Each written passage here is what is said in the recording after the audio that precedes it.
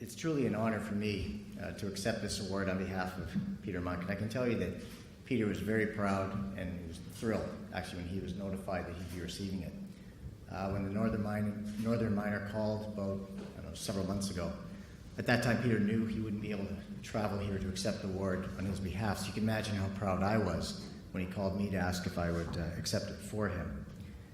I consider myself very fortunate to have called Peter my boss, first of all, and a colleague and a friend and a mentor. I worked with Peter for the better part of 15 years.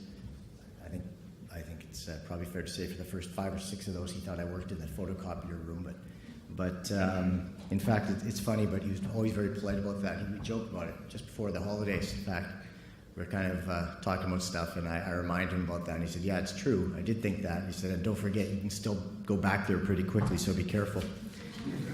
And by the way, I know he meant it. But when I decided to join Barrick, it was 2002, and at that time it was an opportunity I knew I couldn't afford to miss. There was a buzz around the company at that time, and you couldn't go a day, it seemed, without reading the newspapers, the business media, and there would always be another headline. Barrick makes a great new discovery, or Barrick makes a new acquisition, or the company reports yet another quarter of record earnings. And it was a company that was clearly on the rise, and that had everything to do with Peter himself. The company was an extension of his personality. It was bold, never timid, driven, unconventional, uncompromising, nimble, decisive, all the things that really characterized Peter himself. And he created an esprit de corps at the company which was much more akin to a family than an organization. He surrounded himself with top talent. You saw some of that in the slideshow, and there were many more.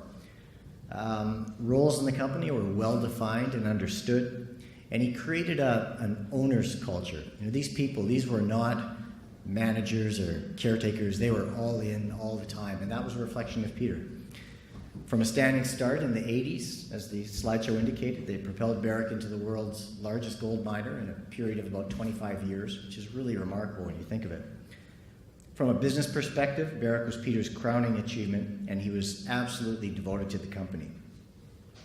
Now, that commitment could sometimes border on the mercurial, but I can tell you that contrary to what I think is a common misperception, Peter was always willing to listen to alternative views, even strategically about how the direction the company should go. Sometimes he'd agree, more often he wouldn't, but he never held it against anybody who took an opposing view to him, as long as he knew, and he could always tell, that you had Barrick's best interests at heart.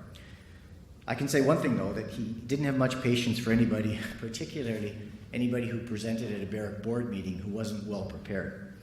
In fact, we, as a management group, we used to jokingly, kind of nervously, refer to the meeting room that was outside of the boardroom. We called it the departure lounge. And the reason is because it kind of felt like you were in an airline departure lounge waiting for a flight. But it's also because more than one executive departed the company if they had a bad presentation at the board meeting.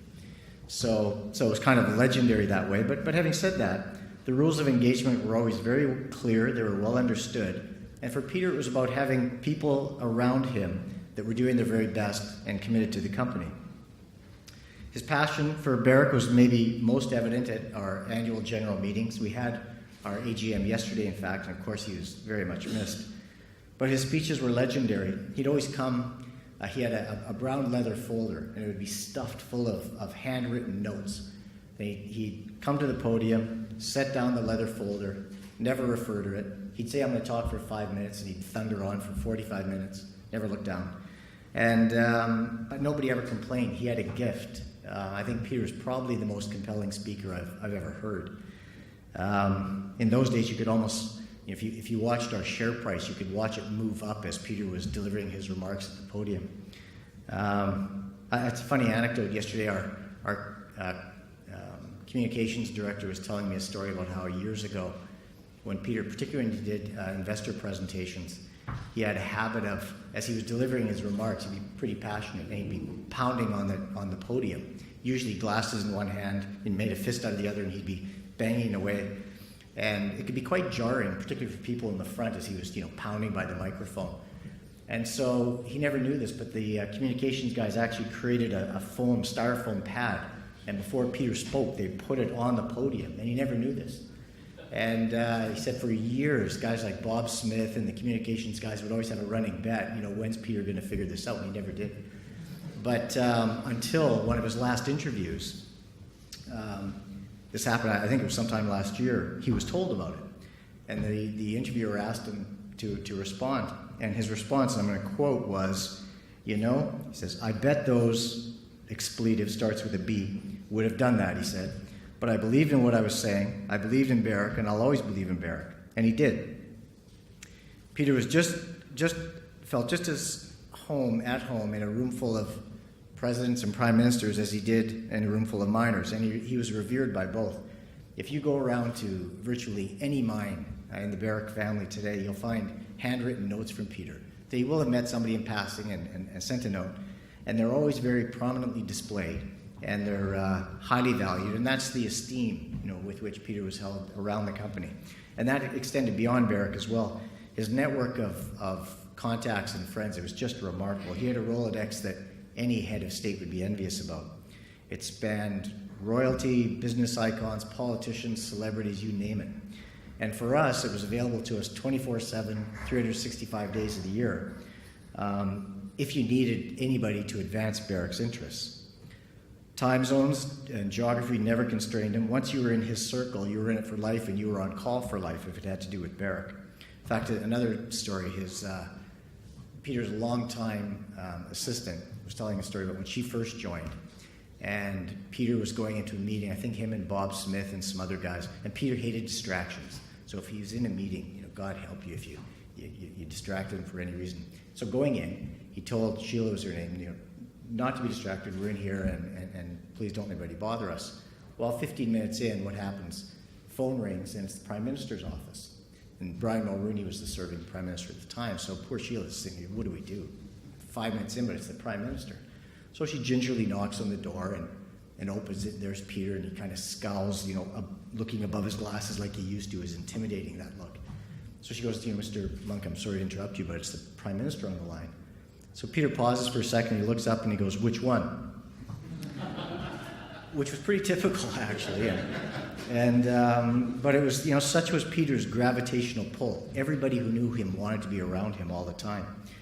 But no matter how high he climbed, he always stayed true to who he was and what he believed in. He was committed to excellence in everything he did, gracious to everyone he met, and forever grateful to his adopted home of Canada.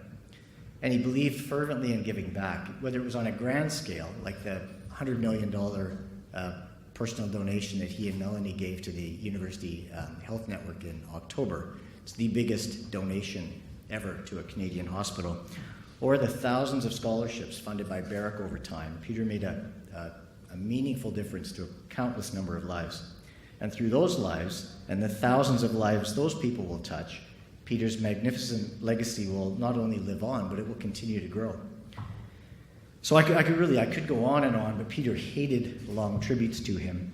And I almost feel his presence, like he's starting to look down and remind me that I'm still in the departure lounge and I'm still one step away from the photocopier room. So with that, I'll stop and just say how proud and humbled I am to accept this Lifetime Achievement Award on behalf of my friend and industry icon and Barrick founder, Peter Munk. So thank you very much.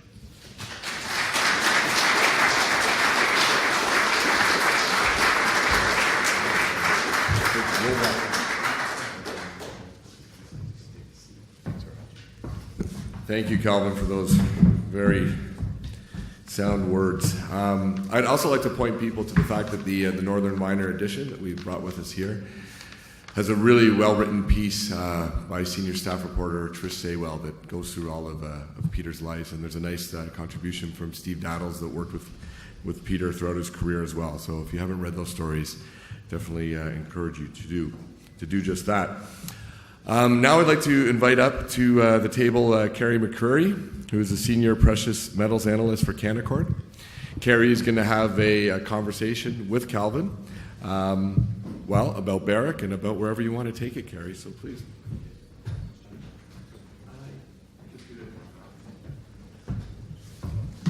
Great, good to see you.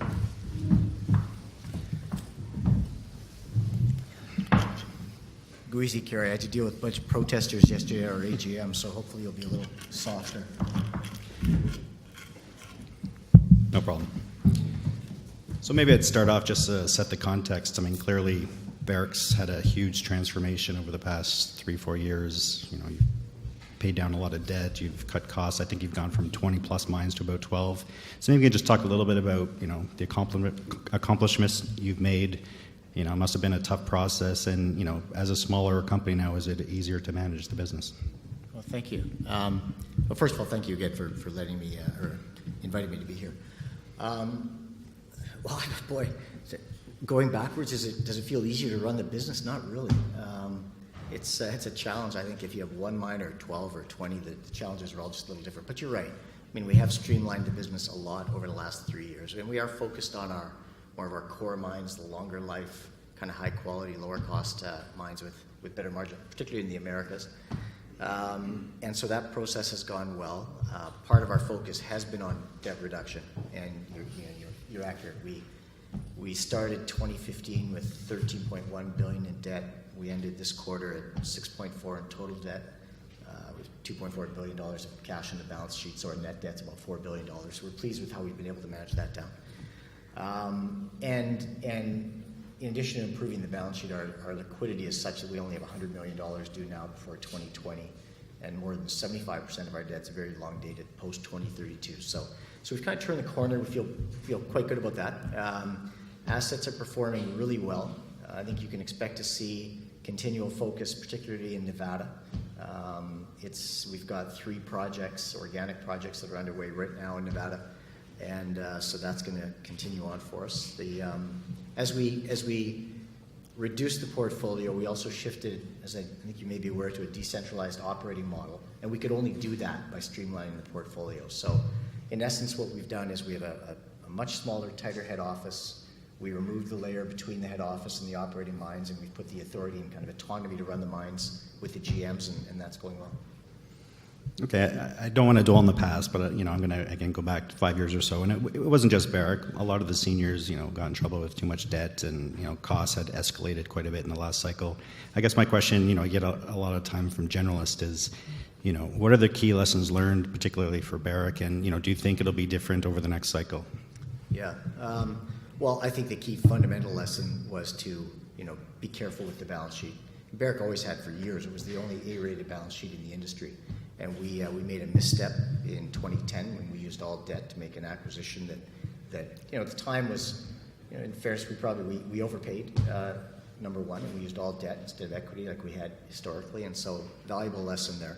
But generally speaking, around capital allocation, I think what we're doing as a company to ensure we don't repeat some of the mistakes of the past is we've got firm capital allocation process in place. First time ever we've appointed a chief investment officer, and we have a firm criteria of 15% rate of return using a $1,200 gold price. And with that, the projects I mentioned to you before have all met the hurdle rate, and so we're going to maintain that discipline and stay focused, and hopefully that'll help us prevent some of the things where we didn't maybe take the right direction previously. Great. So the balance sheet's now in great shape. Costs have come down quite a bit. What's the new focus for the next year or two? Is it still bringing down debt further, or are you transitioning to other things? We're going to keep chipping away at the debt. I mean, you won't see the same level of intensity necessarily as we needed to in 2015 and 2016, but we've committed that we'd like to bring down our total debt to about $5 billion. We're going to target that for this year.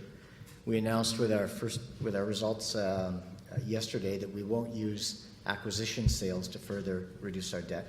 If we do have any more divestments, that'll go toward the portfolio or other returns to shareholders, perhaps increasing dividends, share buybacks, other things, share price appreciation, ideally. Right. So we will continue to work on the debt, but we're also reinvesting in the business. And the beauty of our pipeline, I mentioned the projects already underway. We just, particularly as I mentioned, Nevada, we're looking at expansion around PV and elsewhere. We think there's a lot of opportunity that exists in the portfolio, and we'll start to capitalize on that. So I agree. You have a lot of brownfield expansions underway. You've also got a pretty deep pipeline of big greenfield projects. A lot of companies would dream to have a 20 million ounce deposit. I think you have 4 projects that have about 80 million ounces. I mean, you mentioned your 15% IRR target. Do you think you can get there on some of those projects, a 15% IRR at $1,200 gold on a big greenfield project? It's certainly a challenge. There's no question about that. But you're right. Thank you. I mean, the projects we do have in the pipeline, the optionality is terrific. And one of the things we're looking at is how we can perhaps build those projects in stages. So as opposed to the swing for the fences, notion all at once, we can build in stages, generate cash flow, and build successive stages. Which, by the way, are kind of marquee. The engine of growth for our company is Goldstrike, and that's exactly how Goldstrike was built. You look at it today, and you see the massive Goldstrike complex with the roaster and everything. But when it was built, it was the original starter pit, and then we expanded from that, generated cash flow, and over the years, we built that project, which at the time. In fact, Ross Beatty and I were just chatting about this when Peter and Bob Smith and everyone acquired Goldstrike. They had 600,000 ounces, and they hoped that they'd increase that to 1.2 million. And I think Goldstrike's now produced more than 45 million ounces. So to the extent we could do that, we'll also look at partnerships. So for particularly some of the bigger greenfield projects, we don't have to own everything. We don't have to do everything ourselves. So to the extent we can find partnerships that make sense. We've entered into a strategic relationship recently with Shandong Gold, as I think you know, from China. And to the extent we can kind of share risk and share technical expertise and do things together, then we'll look to do that as well. So John Thornton has talked about, partnering with the Chinese, and you have the transaction with Shandong at Veladero and I believe at Porgro at Zijin. I guess my question is, what do the Chinese bring to the table? I mean, you're are the biggest gold miner in the world. What do they really bring that Barrick doesn't have? They bring a lot of things. For Shandong, as I mentioned earlier, they bring technical expertise. They have great underground mining experience. I think they're China's largest underground miner. Cost of capital, typically a little less than others. They take a very long-term view in their partnerships and looking at developing assets, which is helpful. We started our relationship with Shandong, it's about a year ago actually now, at Veladero, and we had fairly high expectations for how the partnership would work, and in fact it's exceeded them. So to the extent we can do more together, we'd very much like to do that. And I think in your Q1 that came out on Monday, you talked about Pascua-Lama suspending doing more pre-feasibility work on that one.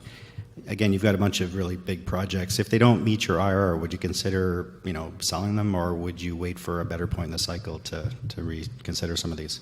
Yeah, nothing's off the table. We'll consider divesting, although in most instances we'll also look to see what we can do to optimize them ourselves because the option value is so high. We'll look to optimize them, but if we, like I said, if we bring in a partner for some of it, then that could make sense. But, like we said, there's nothing is sacred. Outside of the core mines in Nevada, which, I would make that as an exception. For us, those probably are considered sacred. But otherwise, yeah, we would consider other alternatives. So overall, industry reserves, I think, for the large cap guys are down 20, 30% over the last 5 years. And I think this year we may have seen the turn a little bit on that. Does that worry you at all, the lack of discovery, the lack of reserve replacement? Look, you've hit on something. It is definitely an industry challenge. There's no question about that. Having said so, this year, 2017 was a good example where, candidly, in 2015 and 2016, for us, it was all about debt reduction. So we weren't spending a lot of money on MineX, and our shareholders weren't enthusiastic about us doing that. You've got $13 billion in debt, and at that time, a gold price that wasn't as cooperative as it is now, and understandably, the focus was all about debt. Now, in 2017, though, and we were confident this would happen, and the results materialized. As we spent more money on MineX, last year we added 8 million ounces to reserves, which more than offset our 6.2 million ounces in depletion through processing. And so we're very encouraged about that. The majority, I think it's about 80% of those ounces were generated in Nevada. Our overall reserve grade has gone up. It's about 1.55 grams, 64 million ounces in reserves, and we've got about 120, call it, million ounces in resources. So the overall mineral inventory of 184 million ounces. So it will continue to be a challenge. I think that we're in a very good position, partly because of the geography, where our assets are located. The good thing about those reserves as well is that, in many instances, they're located around where we have existing infrastructure, and strong relationships, et cetera, i.e. again, Nevada. So from that perspective, we feel in pretty good shape, but it will continue to be a challenge. So, you've been operating in Nevada since the 80s, and I guess Newmont as well. Are you still as confident that Nevada's got 20, 30 years ahead? Is it still, obviously it's hard to find ounces, but, is it going to continue for 30 years in your view? I think way more than 30 years, yeah. We just announced as well on yesterday with our results the 4 Mile discovery, which is an extension from Gold Rush, as you know. And Gold Rush is, I think we added 1.5 million ounces in reserves at Gold Rush. There's another 9.5 in resource. Don't quote me, I may be off a little bit. But we're seeing the 4 Mile extension from that, and we're very excited about it. It looks like it may even be better grade. But what we find is, I don't want to exaggerate, but it's almost like wherever we start looking and drilling holes in Nevada, we're finding things. So I think 30 years is just a tip of the iceberg. I think the Barricks of the world and others will be there a lot longer than that. Okay. I guess one thing in the sector these days, the valuations are relatively cheap relative to where the gold price is. Does Barrick look at rather than building production, taking advantage of using your deep skill set to go out and actually buy assets and maybe apply your higher skill set? Yeah. And it's interesting because every opportunity is a little different. Do you build, do you buy? We certainly have been looking. In 2017, there was, we looked a lot actually, but we passed. There was nothing that actually was sufficiently compelling to us last year. We've set quite a high crossbar because whatever we look at has to compete with the internal pipeline, and so we'll continue to look. And if we find something that's compelling, to be compelling, it has to have, the ability to generate, strong free cash flow, long life, and ideally it has to have a strategic fit of some sort. So it's less likely, you shouldn't expect us to see us chasing kind of shiny objects in far off jurisdictions. Mm-hmm. Kind of been there, done that. But no, we're looking. If there's the right opportunity, then we'd capitalize on it. So you've still got a pretty big copper business, 450 million pounds of copper production, which is pretty sizable. Is that still core to the business, or in a better copper market, do you divest that? Well, we've always said that the copper assets, they're not core, but they are highly valuable, and particularly with current copper prices. So one thing that we won't do is use our gold revenues to fund the copper business. We'll do the opposite. But we are a gold company, and so that's the approach we'll take. We'll continue to work on the copper assets. We like the portfolio, but it's not sacred. If something, if there was an opportunity to do something that made sense for our shareholders and we could reinvest back into the gold business, then we'd consider it. But at this point, we've put a lot of work into the copper assets, and it's paying dividends now. So.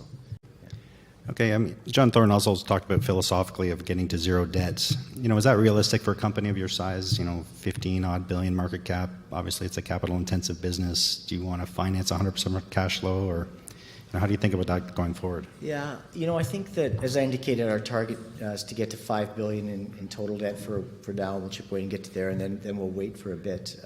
Again, because the $5 billion happens to be due after 2032, so we've got $100 million, I think, due between now and 2020, and then after that, it really drops off. So I think what John's referring to is, aspirationally, yes, we'd love to have no debt. I think that we'll be in a position where we won't have corporate debt. We could take on project debt from time to time if it makes sense to do so. So I think that's how I'd respond to it. Okay, maybe I'll just touch back on Peter Munk. You spoke about your time there. What would you say the top 2 things that are still, instilled in the organization that he would have left behind? Oh boy, there's a lot more than 2 things. I can honestly say his imprint is indelible. Like it will remain long after we're gone. But I think a couple of things. First, the focus on financial discipline. I think. If you ask Peter, and if he could go back, the one thing that he would never have done twice is using debt for the acquisition that we did in 2010. And so financial discipline is something that was always drove him. And I think the other thing with Peter probably is he had a real focus. He had attention to detail really mattered. And I think that You can get kind of caught up and swept away in things and lose focus, and he was very, very focused. And so I think that if in terms of the company's DNA, what I hope we preserve on a going forward basis will be that, an obsession with ensuring that we're in strong financial position and, run the business with that discipline and attention to detail. Those are two things that kind of strike out, with me as things that drove Peter. And another thing Barrick has been a leader in the last couple of years is this whole digitization movement, technology. Can you talk about some of the things that you're doing there, some of the bigger ideas that you think have potential to kind of turn the dial? Yeah. We're using, as you probably know, we focused on Nevada, and particularly Cortez and Goldstrike as our kind of prototype for digitization and other innovation. And some of the things that have been really effective is improving short interval control. So in essence, knowing where people and equipment are at all times. We used to have shift changes where you basically fill up forms in triplicate. And what we're finding is shift would go down, expect to see equipment somewhere that we need to find or be broken and in disrepair. And now by being able to track at all times where people are, where equipment is, sensors on the equipment, so the maintenance is much improved. We're seeing productivity increases significantly in Nevada, and that's just the first step. We're now exporting that elsewhere. Better maintenance, predictive management, and other pieces like that. We're going to continue to kind of work on it, drive down the cost. Now, a lot of the autonomous underground equipment things that we're doing, this is not groundbreaking. Others have been doing this for a long time. The Australian companies, for example, have been leaders in this area. So we're adopting it now, so it's new to us. Doesn't mean it's necessarily, as I said, groundbreaking for the industry, but for our company, we're making good strides. Do you think we'll see a fully automated mine in the near future? Oh, I'm sure we will. Yeah, I'm almost, I would bet on it. What sort of time frame? Ooh, now you're testing me. I can tell you this. One of the advantages in terms of what we've been going through now and being, you don't have to be, you can be a fast adopter as opposed to, having to invent everything at home. We're looking at Gold Rush in terms of what we can do to automate and be as kind of 21st century as possible with the new Gold Rush development. And so I think that's going to be interesting for us. Will it be fully automated? We'll see. But we'll take it as far as we can. Okay, and then maybe just one last question. Nobody in the industry obviously hedges anymore, but if you had, again, in a project development sense, the forward curve today I think goes up to 1,500. Would you not look at potentially hedging out 3 to 5 years for a new project to kind of lock in the economics? No. No.